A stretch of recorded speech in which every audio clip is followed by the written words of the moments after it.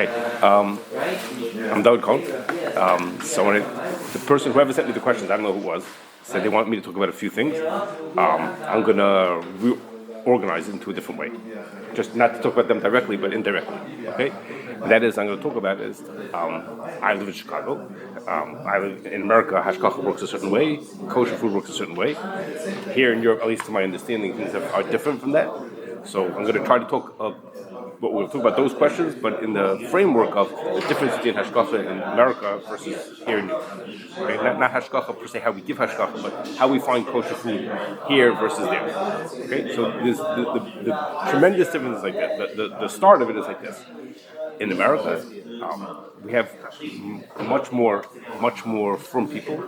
And not only do we have more people who want kosher food, but the whole culture is being very diversified. Everybody can do whatever they want to, and it's a good thing. If I'm different than the next person, that's a good thing. Okay, and so you want to be kosher, and you want to be vegetarian, and you want to be something else. Everyone can do their own thing.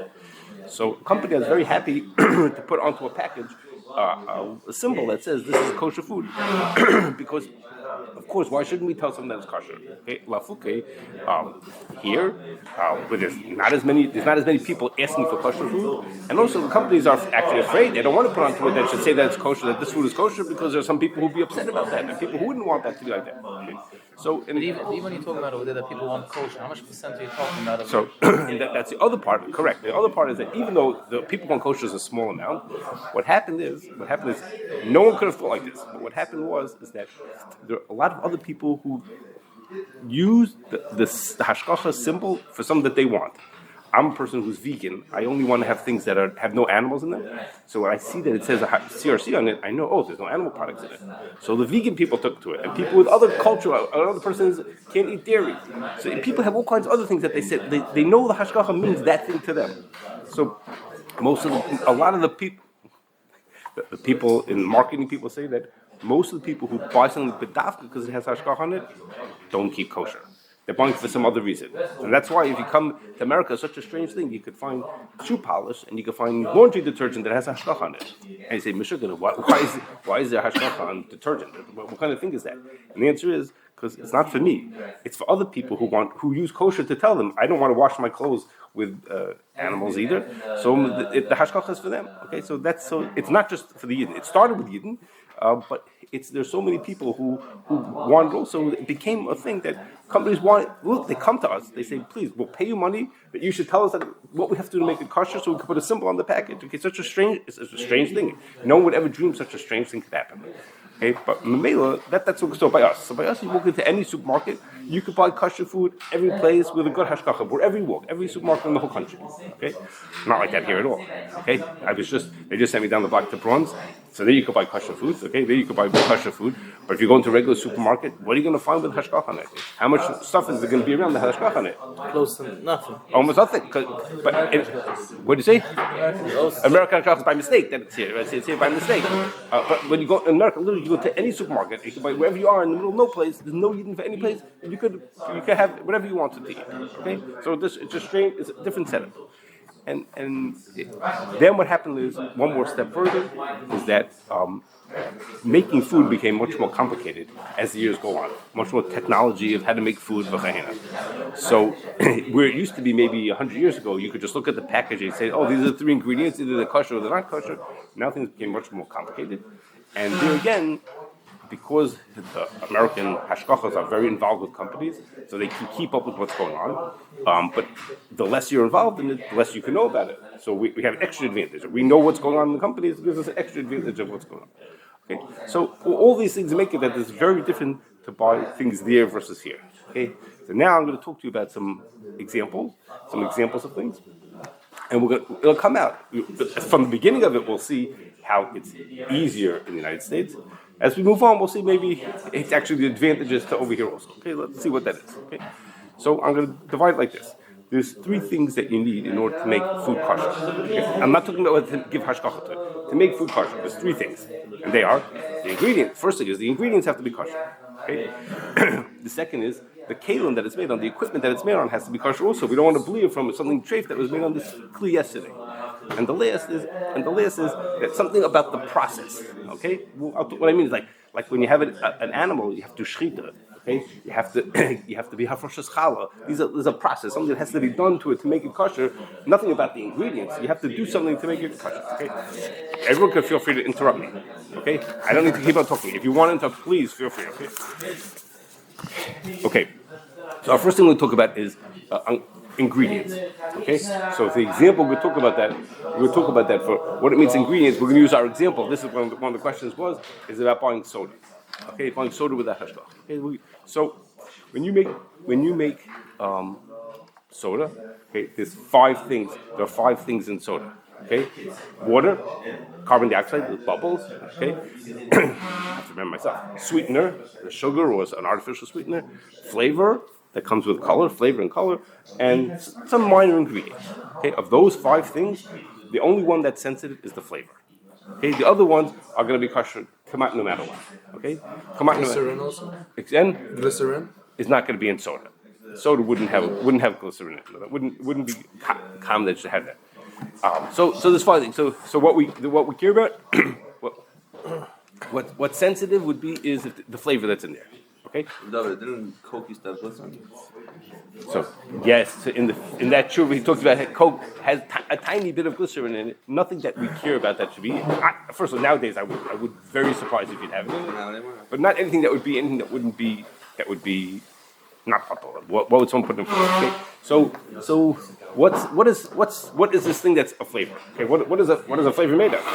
Flavor is someone takes different chemicals, all different kinds of chemicals together, and between them it comes up to a taste that tastes like Fanta or Coca-Cola or whatever, strawberries, whatever you want it to taste like. Okay. So let's say the flavor has things in it that are treif. What does that mean to my food? Okay, the flavor is always in tiny amounts that are going to be bought to b'shishim.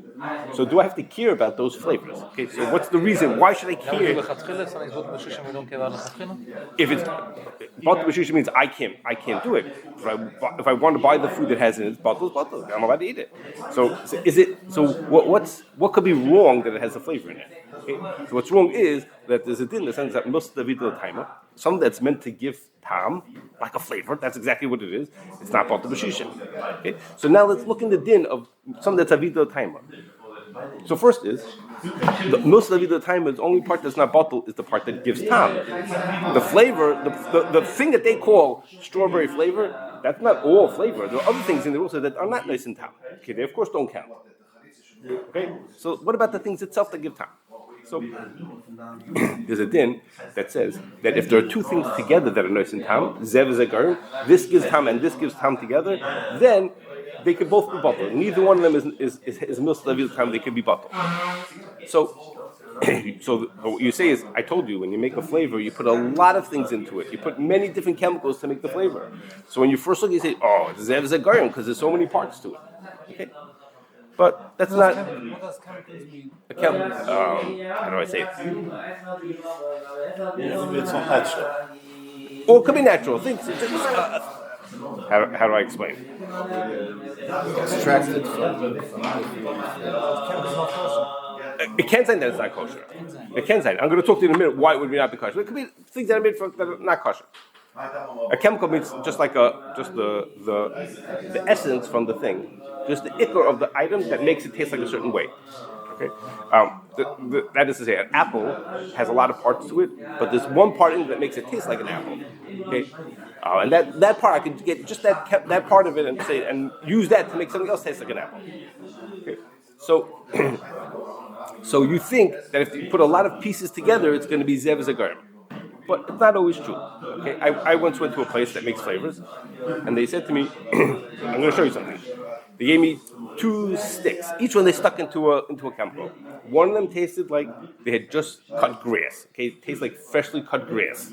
Okay, you know what that tastes like. If you cut the grass outside, it has a certain smell to it. Okay, the other one smelled like cotton candy. Okay, so these 2 things have nothing to do with each other. One tasted like grass, and one smelled like cotton candy. And then they put the 2 sticks together under my nose. So I should smell both of them together. And it smelled like strawberries. Okay, so you say when there were grass and cotton candy, what does that have to do with strawberries? I don't know the answer. But if you make flavors, then you know the answer. That's to you. That makes sense to you. Okay, so the din is by zev zagarim is only mutter if each one is not able to be nice and tam by itself. But here, the chemicals that are in to make the strawberry flavor, each one of them is able to be nice and tam. If they would have put in just the one that made it taste like cotton candy, it would have tasted like cotton candy. Now I don't know if anybody wants to buy a drink that tastes like cotton candy, but if they put in just that one, it would be. So it's zeyachal v'zeyachal. Each one of them is able to be nice and tam by itself. It's together, it makes up this thing that all of a sudden tastes like strawberries. How it works, I have no idea. I don't understand how that could be. How could it taste like strawberries? But somehow it works like that. Okay. So zev zagarim sometimes is true and sometimes it's not true. But if we creep around a little more, we'll find out it's not always such a shiloh always, and that's because the chemistry of it tells us that the things that are nice and tam, b'derech klal, are things that come from vegetables. An example is something called lauric acid. Okay, lauric acid is made from vegetables. It has to do with the length of the carbon chains. Things from vegetables are going to be nice and tam, and things from animals are not so often are used to be most of the avidah time. But the reason why they need hashkacha, why they could be treif, is because they can be made on treif kalim. Okay, lauric acid needs hashkacha because it can be made on kalim together with animal fat. So it needs hashkacha. So what do we have here? We have something that's nice and tam. It's nice and tam because it's nice and tam. It's be'etzim, it's kosher. It comes from a vegetable, comes from a kosher source, but it might have been made on treif kalim. So what's the din of that? We have something that's avidah taima, but it's be'etzim, it's inherently it's kosher, but it's made on kalim that are not kosher. So the din for that is it's called mel chablo midam. That such a thing could be batal b'shishim. Because the avidah taima part, the thing that's avidah taima is be'etzim it's kosher. That has a bli in it, so that's not kosher.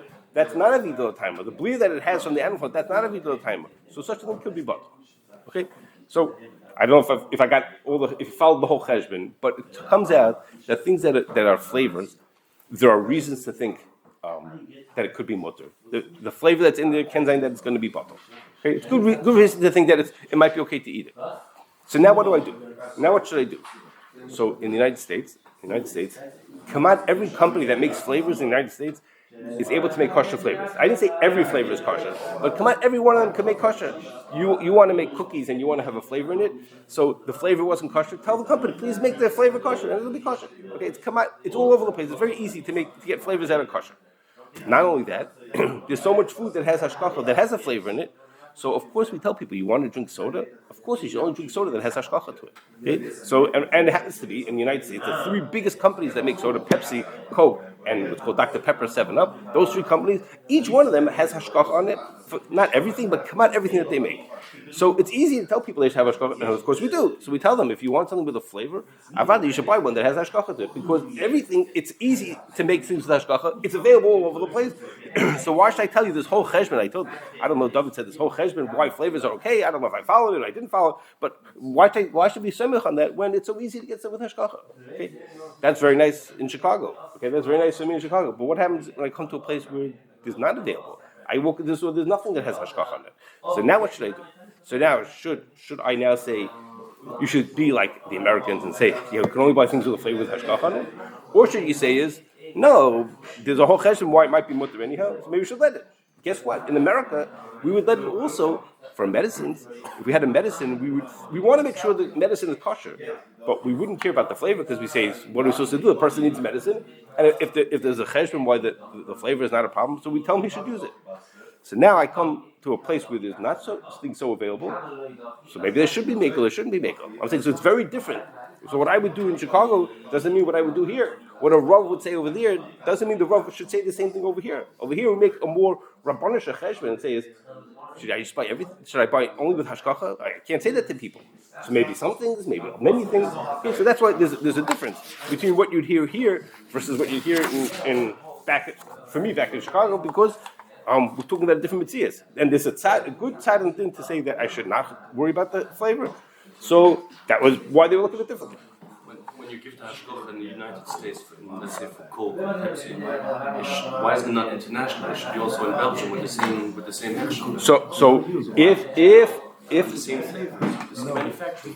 He doesn't use the same. if the company chooses to, then they say that we would. But the company might not necessarily might use the same formulation in all the countries, but not necessarily do all their ingredients come the same. Let's say in America Coke makes its flavor in Atlanta. That's the city where they make it. And over here they might make it. I think they make it in Ireland. Okay, maybe in Ireland. Ingredients? Different suppliers, different people who they buy it from. Have the same So the flavor. same lav dafka they have the same flavor actually. Lav dafka is the same, but even naniach will be the same flavor. They don't buy the same ingredients from the same people. So same sources, right? Lav dafka they buy from the same people. So if they say we want hashkacha there, let's say for example, so Coca-Cola says in Eretz Yisrael we want to have hashkacha. So there the flavors that are made for there are made with hashkacha. Are the ones that are made over here? I don't know if they are there. So you'll be telling what they want, If I know a product comes ashore from America, then I know it's manufactured. Like If you know which kind of product. a food. So if the food is made and over there it has hashgacha on it, then it's okay. But like yesterday we looking. I walked past a machine, a candy machine, and they were selling candies that in America they all have hashgacha. Okay, almost everyone that I saw there has hashgacha, but over here it's not made. It's not the same thing. I don't know what it is. It's made wherever it's made. Yeah, I don't know that was made in America, in the American factory. If it was, it would have had the symbol on it. So I don't know if I wouldn't be able to buy it. What do you say? It's Kenzine. Kenzine, it was made in America with just a different package. That could be, but I have no way of knowing. I don't know what I'm looking at, whether it's kosher or it's not. Pringles used to be made in America for Europe. Okay. They changed it 20 years ago. They changed it. Now they make it in Europe. Okay. It's not So, kosher anymore. yeah. Okay. So that's not. Okay. So now let's move to another thing. I told you there's 3 parts to making the food kosher. One was the ingredients that we talked about. Now we're going to move to kalim. Okay, that the kalim have to be kosher. Okay, and for this we're going to talk about 2 different examples. Okay, and the first one is juice. Okay, apple juice, or orange juice, or something like that. So here things are the opposite of what I said beforehand. Before I told you that in the soda, I didn't tell this to you, but soda you put it into the bottle cold. There's no heat involved in making a soda. Okay, so there's no kalim issues. And for a juice, it's punkt fakert. Okay, the juice we know what it is. It's just apple juice, just from apples. The ingredient is kosher, but the kalim is the shayla. Okay, the kalim. What else do they have to? You have to put apple juice into the bottle hot because it also will spoil. It's called to pasteurize it. So there, or let's say make orange juice. It doesn't go into the bottle hot, but they heat it up beforehand to pasteurize it so it won't spoil. You have something to say? Yeah. Okay. Okay. So here we have the opposite child, and here is we know what the ingredients are. Okay, we know there's no grape juice. We know it's just pure of a kosher juice, but the child is about the kale. So now, what's the din? I have a thing that's made on a kli, and I don't know if it was made on a kosher kli or a treif kli. Okay, so what's the din in that case? Well, what do you say if that happens? You could talk. You could say something. What's the din of a suffix? Yeah, I don't know if it was made on a kosher kli. What do you say? So should we say no? Because I mean, there's out there people for sure make things on treif kalim. So what? As you have You're pasteurizing a product, Yes, before you pasteurize the product, you need to pasteurize the machine. you need to clean the machine. The machine is so-called pasteurize it, so it gets kashered at the beginning of the week. There's a weekend in between. Yes. And then Monday morning you get kashered. Okay. If they don't make the grape juice, let's say, Monday morning, then make a Thursday afternoon, and everything till Thursday afternoon is kosher. Masking. How would I know? I walk into the store and I pick up the bottle. How do I know? How? When you say 100% apple juice, doesn't mean 100% apple juice. In America, it means 100%. No. No. He's talking about. He's back to the ingredients. I'm going to agree with you. When he says 100% apple juice or 100% orange juice, doesn't mean 100% apple juice. Maybe it's grape If they put in 2%, grape juice. they don't need to say in Europe 2% something else. If it's put in special, you do have to put in. Apparently up to 2%. No, if it's not a main product, if it's you're putting it to sit against it, less than 2%, maybe you don't have to put it in. If you're putting in another juice, you have to put it in. Because 2% is less than what the Meshishim. Okay. So let. It's 100%. It's which item? How could you how does it sound if they do other things in the same facility? So the reason. Okay. So why would I think? So the reason to think is because if this happened in your house, what happens in your house if you made something on a kli? What? You made something on a kli and you did it and you didn't know if the kli had been used. What I mean is you made something by mistake. you made something milchik on a flesh kli. What would you say if that happened in your house? So you'd say stam kelim ben yoyman. You would say is mistama this kli. You're allowed to assume the kli was not used in ben yoyman, and the food would be mutter. So should we say stam kelim ben yoyman on the factory? Okay. There's a dinner that it's not binyan. We don't accept that it's binyan. No, the din is stam kelim. Even by going with stam kelim, we say ekam kelim ben yoyman. Some came if they work, let's say 5 or 7 days a week. Okay, so that's the question. So the shayla is like this. So the question goes like this. the Ramah says in Hilchos Pesach, he talks about a certain case. I'm not going to tell you the case. He talks about a certain case, and he says is you don't say stam kelim and ben yoyman in this case. So most Lachmanim understand it's a special din for Pesach. Okay, it's a special din for Pesach. The Pri Chodesh says like this. It comes from a Ran, that the Ran says like this. Where does the Gemara say stam kelim and ben yoyman? You all have the right answer because there's no Gemara. The Gemara doesn't say that. There's no Gemara that says stam kelim and ben yoyman. There's no Gemara. You all have the right answer. Okay, there's no Gemara. So it's a shayla Rishonim if there's such a klal b'chlal. Okay, is there such a klal of stam kelim and ben yoyman? Okay, so the Ran says, wait a second. You're telling me you want to say stam kelim ben yoyman? There's a Gemara in Chulin that's about a knife that says it's also, and we don't say stam kelim ben yoyman. It doesn't, not that many words, but that's what it says. There's no stam kelim ben yoyman. So the Ran says the difference is that people in their houses, they had a knife. You use it all the time. Okay, it's a shmishum tadir. You use it all the time. So you can't say stam kelim ben yoyman when you have a thing that you use all the time. So for example, if I go into a restaurant and it's a treif fleishig restaurant. Okay, so what do they do with their kelim? They're making treif fleish all the time. That's all they do all day long. So if they cook me an apple, so then that apple is treif. I don't say stam kelim ben yoyman because of course they're making treif meat all the time. That's all they do in this restaurant. Okay, but what? But in the factory, so on one hand we should say is factories run all the time. Like Rabbi Levalsi said, he says the factories run all the time. They run 10 hours a day, every day of the week. Sometimes they run 24 hours a day. They run all the time. How can I say stam can't? But on the other hand,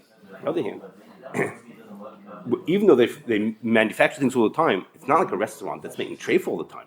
Let's say they make juice. They don't make grape juice all the time. They make grape juice one day a week, and one day they make apple juice, another they make a different kind of a juice. So maybe we should say it could say stam kelim in ben yoyman from treif. It might not be stam kelim in ben yoyman from anything, but I don't care about that. It just has to be in ben yoyman from the treif that it was making. And look, maybe the Jews had to say that, okay? Because they don't make treif all the time. Also, That's enough. well, that's a tzad. I'm talking about the studim over here. Why we should be allowed to say that the kelim are not concerned. We don't say that the blias came out and went back in. And it lost So those are dinim of Chanan. Those are dinim of Chanan, and that's going to be mutter b'diavad. Okay, that's the chatchila. Okay, so there's another thing. Even if it is binyan, how is it different than the component when you say put the shishim? Why would you say? Oh, so I'm coming to right now, which is in my house. If I told you if I made something on a kli, I wasn't sure if it was ben yoyman or not ben yoyman, my food would be treif. But in a company, they don't make one bottle of apple juice. Okay, they make thousands of bottles of apple juice. So how much bli is there in the kli compared to my bottle of apple juice? That the blias in the kelim have to be spread between thousands of liters of apple juice they make. What? A few productions also. And they can keep on making it. So if they made apple juice for 2 days straight, so then all the blias are spread to that. So the blias are going to be bottled. So even if it was ben yoyman, the blias would be bottled. Okay, there's other cheshbonis of roiv and of maybe not parnat in some cases if it was just a milchuk shayla. So there are lots of reasons to think where the ingredients were kosher and it was made commercially. There's reasons to think I don't have to be so choshesh for the kelim. So again, we come back to the same place, which is if I'm in Chicago and I go to the store, there's so many choices of apple juice that have hashkach on it. So why would I be samech on that? Of course not. So we tell people, of course, the chashash of the kelim, you should buy with hashkacha. So of course, what? Maybe the psak of the hashkacha is that it's kosher. No. If the hashkacha would do it, they only do it lechatchila. The hashkacha will only do it in a way that they'll kasher the kelim and v'chayina. What? There's no shilas. No, they won't. They're going to kasher it. So if I walk into the store, it's easy for me to find in every supermarket in the whole America. You can walk in, you can buy apple juice hashkacha. Okay, you can buy wherever you want to. So why would I buy with that hashkacha? Why would I buy when it say I could be samech, that was saying ben yoyman and the pili is a bottle and all kinds of cheshbonis? Of course not. I should walk in. So I want to buy orange juice. You could wherever you want to, you can buy that. Okay, but what happens when I come to a place where that's not true? If I go to the airport tomorrow, I'm gonna be in the airport. Am I gonna find apple juice hashgacha? No, I'm not gonna find it. So the Kenzan, should I eat it? What would a Rav in America tell someone who's in the hospital? And here, there's only one choice of something to drink. Okay, and that choice didn't have hashgacha. That could happen. Okay. So if you go to the store, they sell a loction with hershel adershel, or a cereal with hershel adershel. So always a person should buy everything with a hershel. I didn't say everything that needs Everything you hashgacha, can. everything that could go wrong. I don't mean the bottle of water. I mean any production. Something that's more complicated, where you could go wrong. So I didn't say everything. So you say, David, tell me which things are more of a shiloh or not a shiloh. So apple juice, I can tell you what the shiloh is. Let's say you want to buy sugar. I say sugar. No, it's kamai. It's hard to go wrong. It's kamai. So you can buy that with a hashgacha also. It's basic product. Right. So they're more complicated. It's correct. So you give a headshot for apple juice in the US. How do you match it to they have to cash the kalim. like in a what's it called in a huge facility? How do you cash it? So that's a good question. How we do it? I'm thinking a company that does, let's say, a few productions, apple juice, orange juice. Each time they change production, they sanitize the machines. I'm assuming. So if usually what they do to sanitize the machine is close to being a kosher, and so we have to fix it. We have to play around with it to make it be better to be a kosher, but they have to make sure they do it. So we tell them how to make sure they're kosher. We make sure that they actually do the kosher in between this and this. So that's what we do. Even if it's a ben yoma. Well, so if it's ben yomid, that's another chesh. We have to say, you're not allowed to kasher when it's ben yomid. So what can we do about that? So sometimes we tell them you can only kasher on Monday after they were closed for the week, or sometimes we have another way. We have to make a chesh, but we think about it how to do it. Can you look into that? Apple juice, orange juice are made, let's say, 10 times as much as grape juice. Grape juice is a very small production. Maybe a half a day in 3-4 weeks against apple and orange. Let's say. So maybe you can say there's no brias left in after all this apple and orange juice. So you could say that if you want to eat it. I wouldn't give hashgacha for that. If I want to say, is it mutter? You're right that it's mutter. For me to have hashgacha, I wouldn't give hashgacha like that. I only give hashgacha if I kasher the kelim. In my house, I wouldn't do that, so I wouldn't do it in a factory either. And the soybean that it would affect the production of a certain item. So that's exactly what we're talking about, which is we're talking is like this. In the din of it, is it mutter or usher? When I don't have a choice, is it mutter or is it usher? Then we have good reason why it could be mutter. And that's the Rav will say. My hashara is that it's mutter or it's usher. And that's why it's different here than again in America. In America, the Rav will say, I don't have to think about that. No, don't buy with hashgacha. Go buy with hashgacha. Of course you should buy because it's so easy to get it. And it's why should I think about these shilas? Again, if the person was stuck, we might tell him what the din is. But that's not the way we think. We think is that it's so easy to buy it, so go buy it with hashgacha. Why should you buy that? Chalav was written for cases where a person don't have the option to buy it with You're right. It's called hilchas taruvis is when there's a mistake, when something went wrong. It's not like to do that. You're not supposed to do that. But my point is that we have a luxury that other people don't have. Okay, so we shouldn't be influenced by our American friends. That's correct. No, that's correct. If I'm an American and I came to visit, I could do what I did at home. I could live for a few days without juice. I could live. But if I live here, I shouldn't say, when my friend in America tells me like this, that's what he does. Lavs after, that's what I do. I have to ask my rabbanim because they have to look at life differently. Now, I didn't say they should say it's mutter. I said, but they make a different cheshbon than I make. When you call me, I say one answer. You call your local Rav here, he makes a different cheshbon because. What do you say? In a regular supermarket, or only in Braun? No, not in the Jewish area. What happens is no place. What? So it's true. If you can find it where you live and you're just on a trip, then the same. But not everything is like that. So you said he makes you apple juice, you Baruch Hashem. So you're lucky you have apple juice. What did you say? Dairy equipment is the same shiloh. It has more stadim lahakol because it's only milchigs and it's only chalav stam. We'll talk about chalav stam in a minute. It's even easier. Yes. Don't you say bittul by goy? If it's a goyish factory, yeah, you can say bittul. It's mutter b'diavad.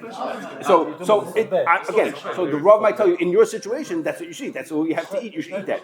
But if I have a choice, if I hashkach, I wouldn't do it. No, but the evidence is for sure good as bittul by goy. It's the good cheshbon. There's a cheshbon why it could be mutter.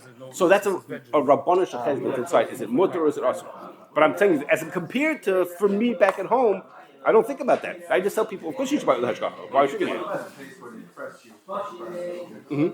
So if you first if you watch that it's just what you wanted, that there's no grapes in it, that you have to pay attention to it, and everything is clean, then beside then you can do it. Because the bugs. Because the bugs. It's called it's bugs. Because problem with bugs. Always you can if you go It's not for today whether there's bugs and oranges. That's not for today's Kashrus. Different day we'll talk about that whether there's bugs and oranges. But if I just say if everything is mutter, okay, I didn't say you decide what you think is mutter. Okay, there's no grape juice and it's clean, then that's it. Then you can Yes. it's very complicated. You go to a store, Okay. Minute Maid, for example, Minute Maid orange juice, apple juice doesn't have any head. And the next to it is kosher orange juice. Right. So On the strawberry again. so a list is different than the hechsher. Okay, a list and a hechsher is not the same thing. Okay. If it's so, you say that you have to buy the one with the hechsher. That's what you say. You go to the shop. No, I didn't say. I said I have to buy with the hechsher. I said over here, you listen to your Rav because the Rav has to thinks about what's my zebra's situation, what's available, and what's not available, and is it right or is it wrong for those people to eat it? I go to the store, the Jewish store. I was just there. I was just in You have Broad. one bottle of Alicia orange juice and a bottle of Minute Maid orange juice. So you have to buy the Alicia orange juice. This is kosher. The other one is So I don't want to insult him, but let's say his costs €5 and that one costs €2. So which one should I buy? So now that's a rough to answer that child. Should I buy his for €5 and mine for €2? Maybe this is the same price. I don't know. But I don't. I feel bad. Maybe this is better. I don't know. Okay. this is $5 money. No, but I'm saying it's a cheshbon for you. So you turn to your Rav and say, Rav, what should I do? No, there's a lot of parts of the cheshbon. So you say, should I buy this or should I buy this? If you asked me to your Rav in Chicago, it wouldn't take him a second to answer the question. It would be partial to him what he would say. He would say, of course, buy the one Hashgacha. It's cheaper. The other one is cheaper. No, because he would say because we have a different way of looking at life. We look at things differently. Because why we being Shlomo b'diavad when we have things that are lechatchila, you know? We choose more expensive. We have an Esther Galunus with us. Okay, next. Now the other part of the shayla is here we're going to change. Things are going to change a little bit, and that is Can you say you said that list and Kashrus is not the same? Can you explain the difference? Of course, because when I give hashgacha, yesterday we went to a factory that we give hashgacha to. Everything we want to know, we can see all the records. Our mashgiach walks in whenever he wants to see what's going on. We tell them the rules. You have to do this, you have to do this, you have to do this. When I make a list, that's not how it works. When I make a list, in this company I went to yesterday, they paid me money that I should make sure it's kosher. Okay? When I go to a list, I say, could you please let me know some information? Do me a favor that I should know something. So whatever they tell me, or whatever they're willing to share with me, I can find out, I can ask some questions. Today I'm answering, today I'm not answering. We don't want changes, we don't want the Rav to walk in. It's very different control of what's happening. Put on the list that something is kosher. It means you went through all of the steps to verify that these things are kosher. Not The fact that I can go in whenever I want. So for example, he asked me, in the factory. he asked me before, he said, How can you put on the list? Ingredients okay. because again, he asked me before, he said, what happened if I knew that it would be bottled, would you have given hashgacha to it? So I wouldn't give hashgacha to it. But if I knew that everything was bottled, would I put it on my list? I say, yeah, it's mutter. The list just says, are you allowed to eat this food? Is it mutter or not? But that doesn't mean I have the same control, that I visited the factory, that I have the same oversight. It's mutter. Lefi my hashara, everything is mutter, right? But that's not the same as. Assuming things when you put things on the list. You're assuming hanochas, or you know everything Get is. some basic information. Based on the answers. I'm standing outside, so I only know as much as I know from outside. So you're assuming. I'm making a certain assumption. To a certain extent. Like what? It's assumptions. Yes. They make several assumptions which are in the law you're allowed to make. Yes. It's like traceability without an audit. No audit. The accountants over here? Are you accountants? Okay, he's an accountant. Okay. The only thing in the chemical Yeah, it's not the same thing. Okay, let's trust the money to the guy also. Again, you're assuming. okay next. Okay, our next case, also about Caleb, and here things are going to change a little bit. Okay, now we're talking about is could a person buy coffee in a random store? I walk into past the store and I want to buy just a Ready coffee. I mean, ready coffee. No, not. They're going to make me coffee, right? The hot coffee. Starbucks. Yes, Starbucks. Let's say in the Starbucks. Okay, so over here. Again, the ingredients, I'm assuming the ingredients are kosher. It's just coffee. Okay, the ingredients are kosher. We're back to ingredients are kosher, but we have a shayla of kalim. What's the kalim shayla? Is that what they make the coffee in? Okay, I'm going to get my thing in a cup that's disposable. They never used this cup before. But what about what they make the coffee in? Okay, those kelim get washed with everything else that's in the store. Okay, so that's my shaila is do I worry about the kelim over here? What can you mean exactly? The kelim that they Starbucks. the machine itself that the coffee is made in. Make chicken soup what? No, they wash it together with other kelim that are in the store. Okay, so It's a big machine, they can't wash it. Like it's a big machine, they can't wash it. what do they do? It's there since Sheshes made Bereshis. Of course, they wash it. They have to wash it. So they have some parts have to come out to be washed. It can't not be washed. Yeah, the waffle machine there with stuff in the same dishwasher. It's like a sample Starbucks. You know? Correct. Yes. For example, in Starbucks. So in Starbucks is an example that's common. In Starbucks, they take parts out of the machine. They also serve hot treif sandwiches. Sandwiches that get heated up and they're made treif, and they wash them. They wash them together. So here we have now all of a sudden we say changed because now the Americans are in the same place as the Europeans because there aren't supermarkets all over the place where you can buy kosher coffee. You can't buy coffee all over the place. All of a sudden, I can't just go any place I want to and buy myself a coffee. I can't buy a kosher coffee with hashgacha, and of course not. Again, in the Yiddish neighborhood, yeah, I could do that. But if I go out into all over the place, there I can't buy it. So now what should we say about that? What should we do with that coffee now? Is it mutter or is it asr? So let's first think about the din. Okay, let's first think about the din. Is it mutter or is it asr? So the din is like this. If we wash things together, we have blias that come across, there's 3 dargas. If something's a klirishon, that means there's a kli that was on the fire where the food was cooked in originally.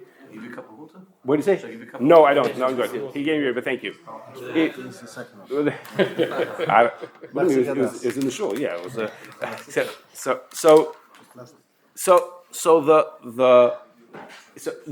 a kli rishon, the kli that the food was cooked on, their blias could transfer completely. There's 100% blias go back and forth. If there's a kli sheni, that's the opposite case. A kli sheni means it's not the kli that was cooked in; it was a kli that was it went into afterwards, the second cup. Then l'chatchila u'choshesh that blias go back and forth, but b'diavad there's no blias. But b'diavad everything is mutar. And then there's the in-between case is what happens if it's iru kli rishon. So it poured from a kli rishon, but it's not yet in a kli sheni. Okay, I poured it from the pot into the cup. So then there's a blia kedei klipa, a little bit of a blia. Okay, a very small amount of blia. The blia will always be batal, but it's a small amount of blia will go in. So, in order for the coffee to be treif, the fact that they wash part of the coffee machine together with the treif things is only a problem if we have a kli rishon. We need to have a kli rishon for time to transfer. What do you say? Something has to be. Time will only transfer if it's a kli rishon. So the machine that makes the coffee is a kli rishon. The place where they heat up sandwiches or they cook hot dogs, that's a kli rishon also. But the question is, so there are blias in certain places. The question is there ever a bridge? Is there something that would take the blia from the treif to the kosher? So let's say the sink that they wash it in. Okay, if you wash it in a plain sink, just let's think about in your house, if you wash it in the sink, is it going to be a kli rishon? Is it possible that there should be a kli rishon in your sink? No, there's no way to heat in your sink. There could be iru kli rishon. Okay, so maybe there could be iru. Iru is blia kedei klipa. Maybe this could be iru kli rishon. But we have, if we walk through the different parts of it. Only if you fill up the sink with hot water, it's not more than iru. Well, iru is what pours from the kli rishon right onto something. Once it sits in that second kli, that's a kli sheni. That's only the kli. That's not b'diavad. So iru is only the place where it hit to. While it's pouring, yes, that's only iru? That's a shayla. We assume no. We assume that's not. That's only iru, only the place where it actually hits onto it. So it has to hit something that there's treif right there and onto my kosher kli. It's hard to make a bli over there. But then there's another thing. When you make coffee, how do you make coffee? So you put the coffee grinds, the ground up coffee, into a filter. The filter sits onto a frame that holds it up, like some kind of a device that holds it up, and then water drips through to make the coffee. Okay, so the tray thing is the piece of metal. The filter gets thrown out. So what we have here is we have a frame. That, let's say it's treif. Let's say it became treif. We could question. Let's say it became treif. The water drips into the coffee grinds, and then through the coffee grinds and into the paper, and then it hits the metal. Okay, so it's a kli. Okay, it didn't hit. It couldn't have hit it with. It can't be a kli rishon. It can't even be iru because at first it drips through the whole coffee before it hits to the metal over there. So to get a blia from the metal is not going to be is only going to be a kli. Okay, it's a different type of filter. They take and They take the grinds and they put it in. And they put it into. Tell me what you mean. They take a scoop of coffee and they put it into the machine, and then it falls directly through the water into the cup. So It's different, not from on top, from under. It's not hitting the metal, it's hitting the coffee. No, it hits the Not the metal, no, it's the coffee. it hits the coffee first, and then it hits the metal. It can't. The idea is the some kind of a filter. You could be metal or paper that's keeping the grinds, the coffee pieces on top, and letting the water come through. So it means that the water has to hit the coffee first. It drips, it filters through the water, it percolates through the water, and then it drops out the bottom. Again? So if you heat up milk, it can say in the place we heat up the milk, that could be as a cleavation. I'm talking about just buying plain coffee, just a plain, black coffee. Okay? And you could put, even if you put in cold milk, but you're just buying the coffee itself. Okay, so Machines where milk come together. that's more complicated. Then it could be, that could be a cleavation over there. Okay, I'm talking about just the coffee itself. Okay, just the plain coffee by itself. It's hard for it to be a problem that it should be also even b'diavad. So now, You start with the paper cup. What happens if you give you a green cup? then it's more complicated. I'm trying to get to the simplest case that, what the person wants to do. But what? Go to a tea room. Give you a cup. They give okay. It's only used for coffee. Okay. No, but it's washing other things. You go to a hotel in your room. You get a few cups and a boiler and I think you make coffee. Can you use these cups? So I'm not talking about that. I'm stuck on the one special case. Okay, just to buy the. No, I'm trying to bring out a point. I'm trying to bring out a point. So here we're switching that here. Rav in Europe, who's used to answering shilas in a rabbanish way. He's answering shilas of is it mutter, is it asur? He'll look at the shilah and he'll say either it's mutter to drink coffee or it's not mutter. Okay, I told you reasons why it might be mutter, and he'll say yes, it's mutter, it's not, it's mutter. But in America, we have a different way of looking at things. We're used to saying no, we could buy it lechatchila. Why should you buy it b'diavad? Okay, so that's how we used to. So now in America, we give a funny answer. Okay, in America, if you call the hashgacha, they'll tell you, nah, it's better not to buy this coffee. Okay, because that we're used to it. Just like we're looking at it like apple juice. Okay, just like apple juice you can buy with hashgacha, you should also buy. No, it's better not to buy it. Okay, but it's not the same situation. Okay, it's not really the same. It's not really the same. Okay, really, in this thing, I don't have any choices to do that. Okay, so some hashgachas in America will tell you, no, you have to only buy things that don't have that are, no, it has to be mutal chatchila. Okay. Well, I don't know if that's true. Again, in the Europeans now are looking at it more. They look at the same way the apple juice. They looked at the cheshbon. Is it mutter? Is it asur? How important is it? How available is it? What are you supposed to do? And in America also, there's some hashgachas who do say that. They'll tell you, if you stam want a coffee, don't buy it. But if you're really important, then you should be able to buy it because then they think that it's mutter. So I'm saying, so here we just switched that all of a sudden the fact that we're used to telling people to get things with hashgacha when it's not lechatchila, all of a sudden now we start saying these things that don't buy when it's mutter, when it really it would be mutter, and maybe it is a case of b'diavad. It's not automatic, and not everything is only you should buy lechatchila. Okay, so now for our last case. I told you there's 3 parts to making food kosher. You have to have kosher ingredients. You have to kosher kalim and a kosher process. Okay, a process means like I told you, if you have to shecht an animal, you have to make food kvinas yisrael. There's something you have to do. It has nothing to do with ingredients. It has nothing to do with how you make it. Okay, and this is the part that's the most, if I could use the word, strange to a company. Okay, when you tell a company that you have to make sure the ingredients are kosher, they're used to it. They know what it means. Your ingredients have to meet your quality. So you have your idea of what makes it a good quality, and I have a different idea. But in the mind, it's the same thing. Even kalim also, we kasher differently than they clean. But the same idea is we have to make it clean. Of course, we don't want to have dirty kalim, so you have to have it clean your way. Okay, but pachos yoser, it's the same thing. That in the mind, it's the same thing. You have your own rule for how to make it clean and ingredients. But process has no shaykhs. It's a religious thing. Okay, you want it to not have chametz in it. Well, what does that have to do? What shaykhs? Okay, so what we want to talk about now is chalav yisrael. Chalav yisrael is not exactly process. Because chalav yisrael really means about the ingredients. I want a yid to be there to make sure that the ingredients that it's from a cow and not from a horse. Okay, so it's a little bit like an ingredient, but it's a process. Really, that's what it means. We want to have a yid there. Okay, so when you make chalav yisrael, easy. Chalav yisrael is chalav yisrael. Okay, yid is going to be there and it's going to make it chalav yisrael. But what happens is we're used to something that we call chalav stam. excuse me, that most Yidden, I don't know what about here, but most Yidden in America eat chalav stam. They eat milk that's not chalav yisrael. Okay, and things that are made that are not chalav yisrael. So it starts with. What is chalav stam? I'm about to explain. And that is like this. The Gemara, the Mishnah says you have to eat a chalav. You can only eat chalav if a Yid watches it. Okay, chalav shechalav v'yisrael, shechalav v'akam v'yisrael re'ev. A Yid has to watch. It's a Mishnah. So the Pri Chadash says that that Mishnah is just telling you have to be sure that it came from a kosher animal. If you have some way of knowing that it's for sure from a kosher animal, the Mishnah said Yisrael Re'ehu, but if you have a different way of knowing it, that'll be good also.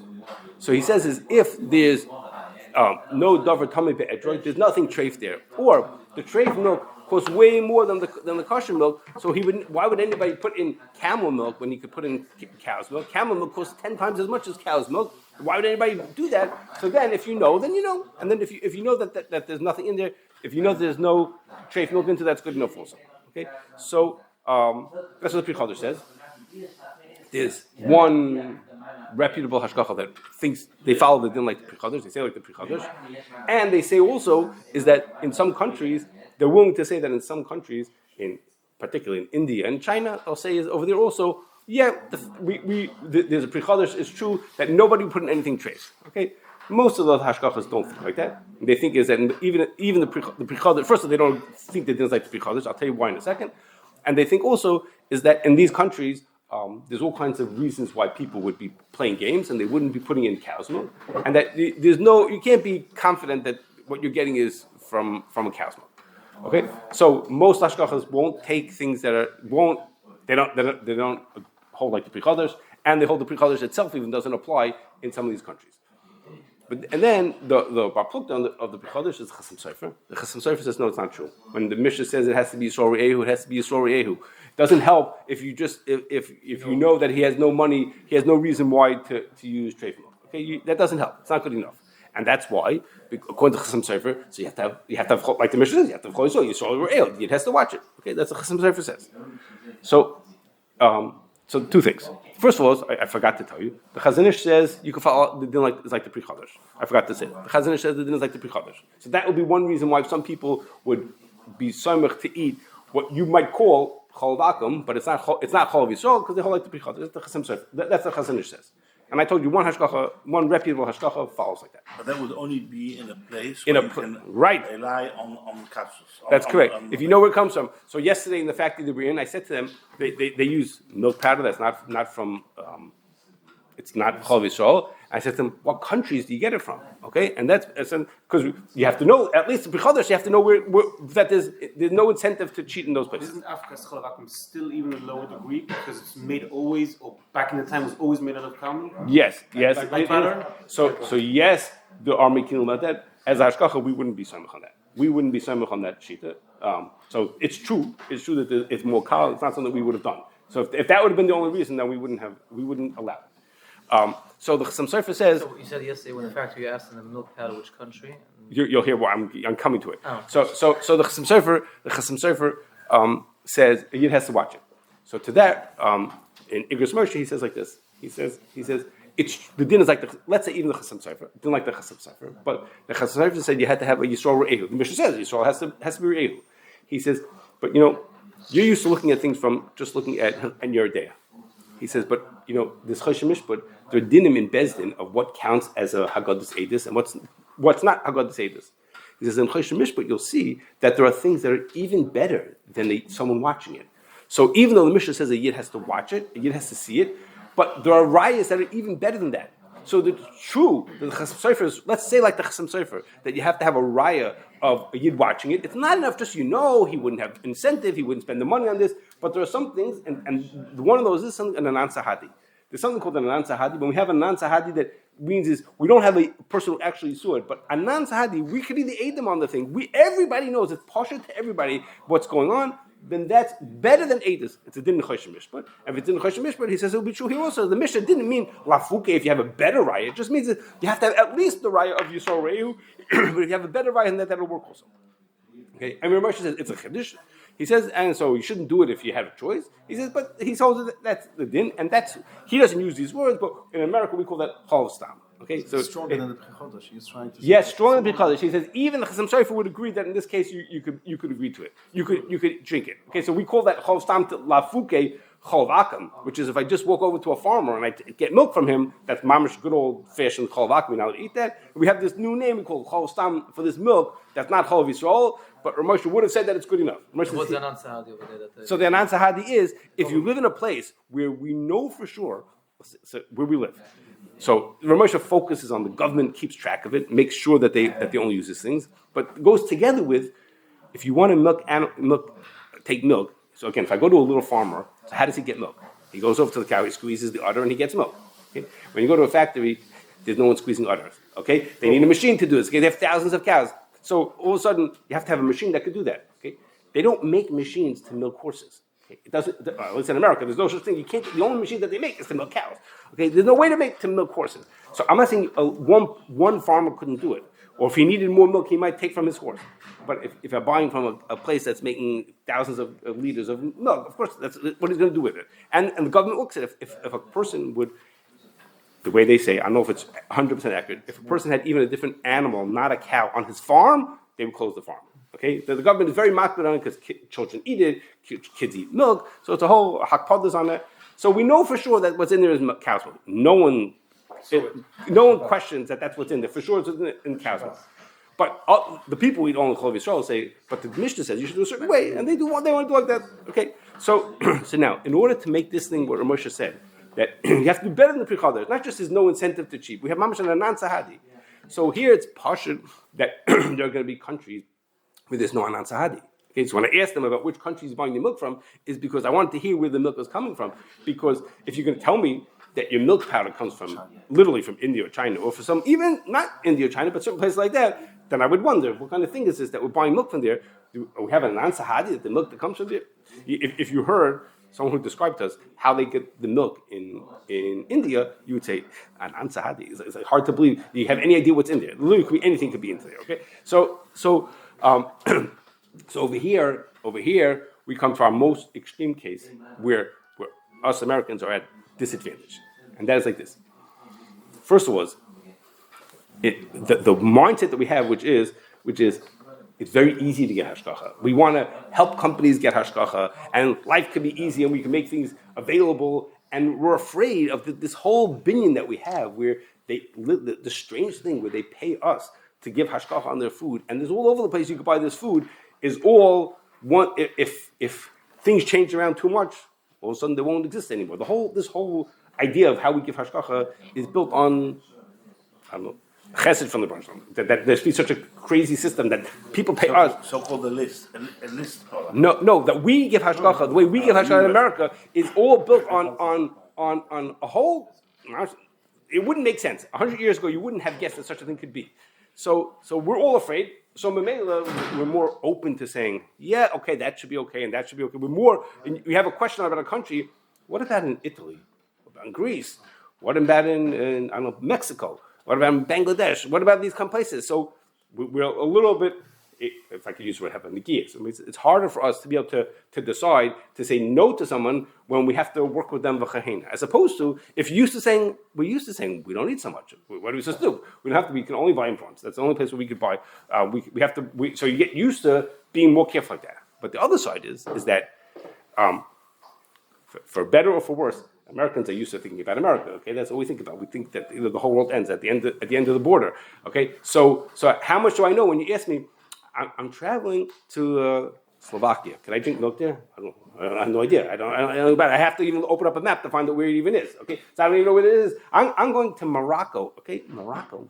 Which continent is Morocco? We even is that place Morocco?